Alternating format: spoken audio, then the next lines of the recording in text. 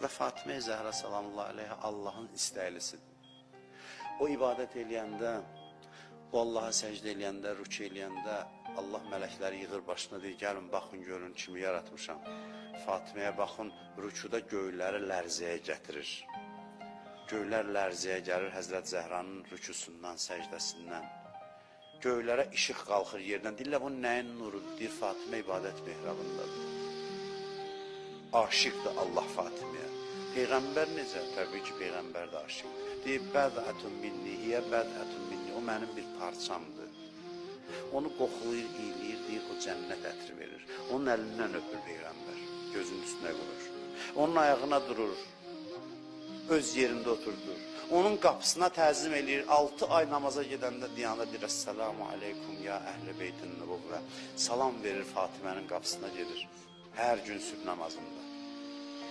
Təzim edir, ehtiram edir. Bütün imamların gözünün nurudur, analarıdır.